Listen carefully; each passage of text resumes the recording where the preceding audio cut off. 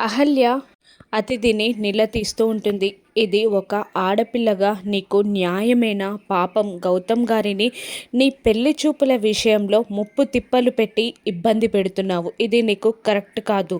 నువ్వు ఆయనని కష్టాల పాలు చేస్తున్నావు అని అహల్య అతిథిని నిలదీస్తూ ఉండగా, నేను గౌతమ్ని ప్రేమించాను, గౌతమ్ని ఇబ్బంది పెడతాను, ఏదైనా చేస్తాను, అడగడానికి నువ్వెవరు అని అతిథి అహల్యను అంటూ ఉండగా, అహల్య కోపంతో ఊగిపోతూ ఆయనతో 3 ముళ్ళు వేయించుకొని 7 అడుగులు నడిచిన ఆయన అర్ధాంగిని నేను.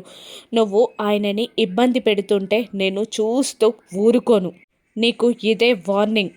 ఆయనని నువ్వు ఇబ్బంది పెట్టడానికి వీల్లేదు, నేను ఊరుకోను అని అహల్య అతిథిని కోపంగా తిడుతూ ఉండగా, నేను గౌతమ్ భార్యని అన్న అహల్య మాటకి షాక్ అయి చూస్తూ ఉంటుంది అతిథి.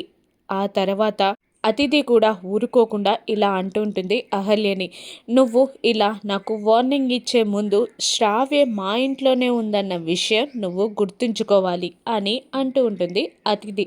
నీకేదైనా గొడవలుంటే అది నాతో చూసుకో, కానీ నువ్వు శ్రావ్య జోలికి వెళ్తే మాత్రం నేను ఊరుకోను అంటూ వేలు చూపిస్తూ బెదిరిస్తూ వార్నింగ్ ఇస్తూ ఉంటుంది అహల్య అతిథికి.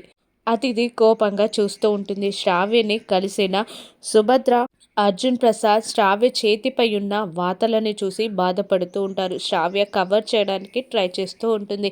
శ్రావ్యని ఇబ్బందుల నుండి అహల్య ఎలా బయటపడేస్తుంది? అతిథి అహల్య ఇచ్చిన వార్నింగ్తో ఇంకా రెచ్చిపోతుందా? అతిథి అహల్య వార్నింగ్కి భయపడుతుందా? అసలు అతిథి యామినీలని అహల్య ఎలా కంట్రోల్ చేస్తుంది? గౌతమ్ ఏం చేయనున్నాడో రానున్న ఎపిసోడ్స్లో చూద్దాం. Thank you for watching.